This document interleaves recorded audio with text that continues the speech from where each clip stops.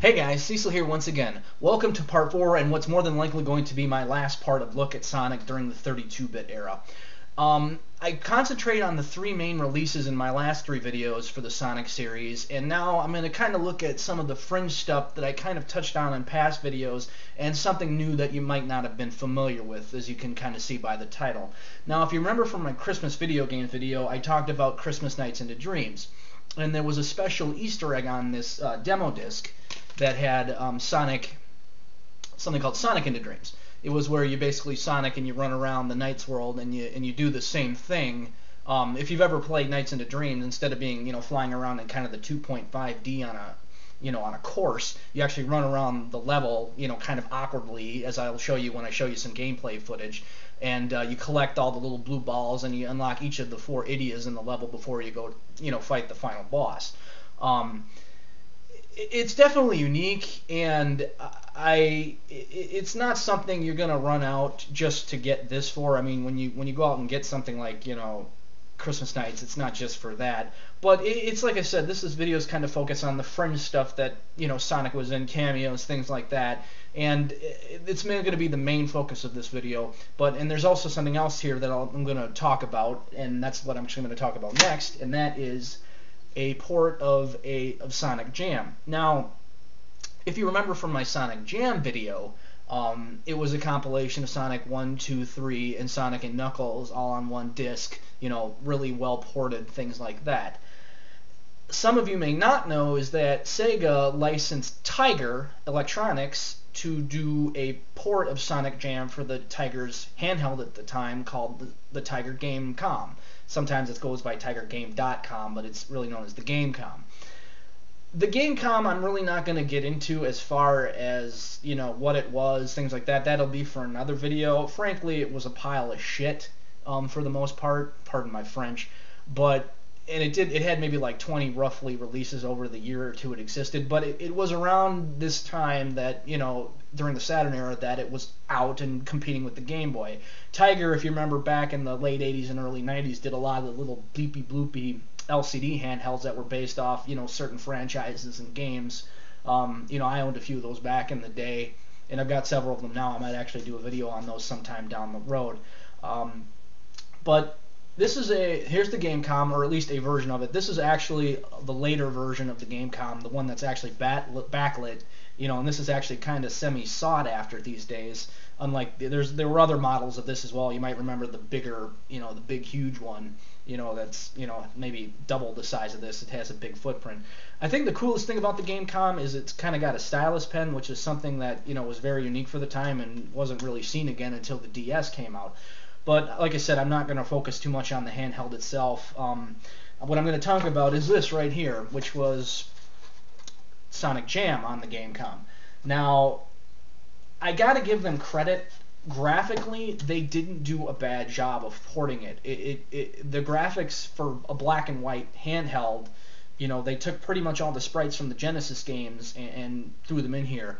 Now, not all the levels from Sonic, 2, they only included technically 3 games from the Sonic series, Sonic 2, Sonic 3, and Sonic and Knuckles. But not everything's included in here. It's not like the full games of those 3 are ported onto it, just certain levels and things like that.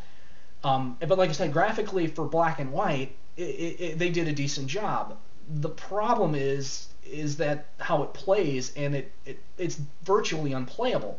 It's like they tried to take the Genesis games and run them on a black and white Game Boy, and you can't run a 16-bit, or 16-bit Genesis game on an old, 8-bit Game Boy. It's just not going to work very well. Not to mention, ghosting, if you're familiar with that term, where you're running around and the screen can't keep up with the action on the screen, and you run into things. I mean, you can try to play it, and I'm not even going to attempt to capture, video of this thing, me holding the camera, filming this thing. You'll never be able to see anything. It was a really, I give them credit for the attempt, but to try and do a Sonic game on something like that, it just did not work, and it was one of the main reasons why the Game.com itself was a horrible failure. But it was a unique, footnote in gaming history. And if I can pull the cart out of here, I'll show you what the cart looks like. It's very small, similar, maybe if you've ever seen a Neo Geo Pocket cart, that's what the cart looks like right there. And it just kind of slides in the side here. Yeah, it was an interesting note that this was the first Sonic game on a handheld that was not one of Sega's own handhelds. If you remember the Game Gear, that had a ton of Sonic games, at least like 10 plus. I forget how many specifically. And this was the first one that was not on a Sega handheld. It was the first one on a non-Sega handheld. If you want a better portable version of a Sonic game that wasn't on a Sega handheld in the Game Gear, track down Sonic Pocket Adventure for the Neo Geo Pocket Color, which was actually a really good handheld, very underrated. It wasn't wildly popular. I would say, at least in hardcore gamer circles, a lot more popular than this pile of crap. But yeah, so like I said, I'm not going to try and take video of Sonic Jam on that thing because you're never going to be able to see it. But I will show you some video of Sonic into Dreams. So why don't we go check that out?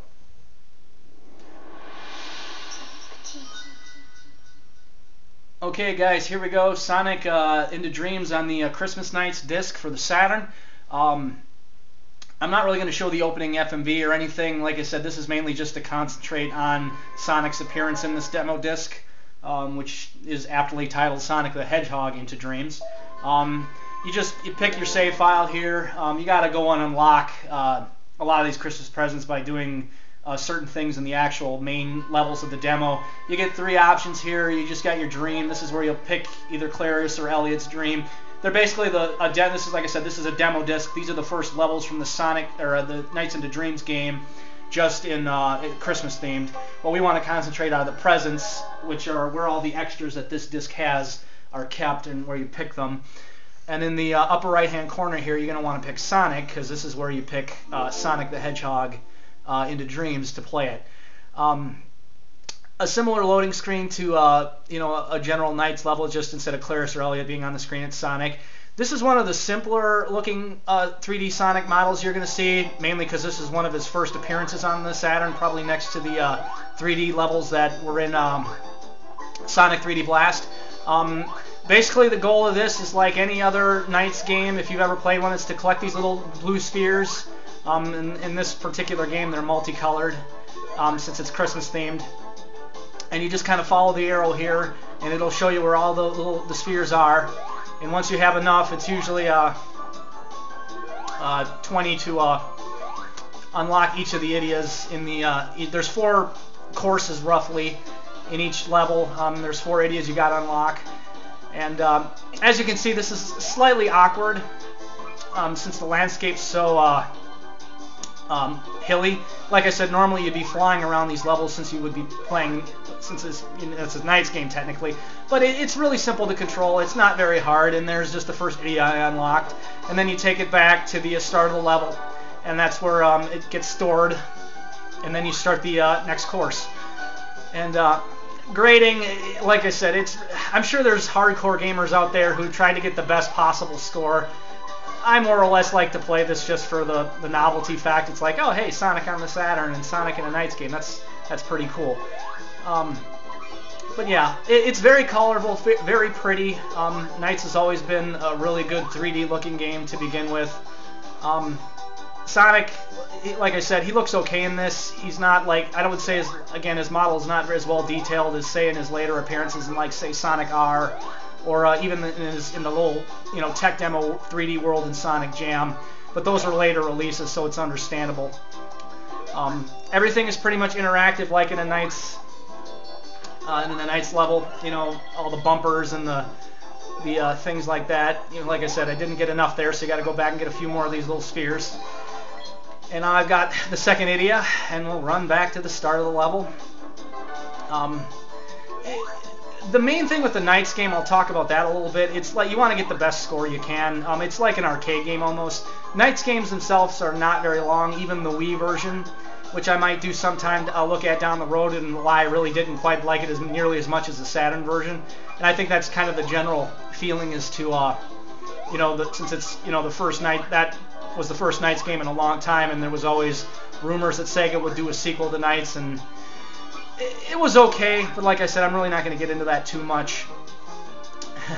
As you can tell, I'm just trying to, get filler in here while I try and finish this level so I can show you what Robotnik looks like at the end here, since he's kind of a remake of one of the first level bosses here. If you ever get a chance to play Knights, I would say, unfortunately, in America, it was only released on the Saturn.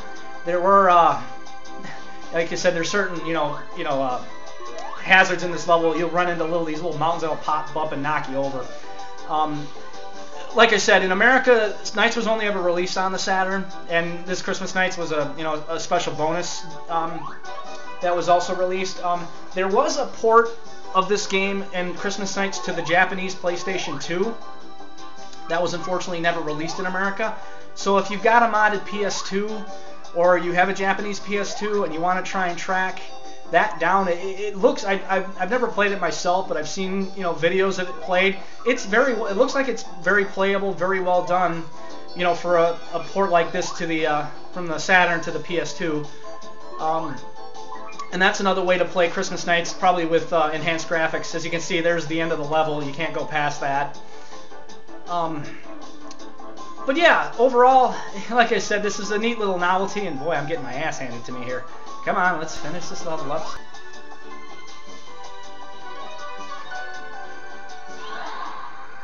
Okay, so I've got all 4 of the idiots, and now you're going to the boss fight.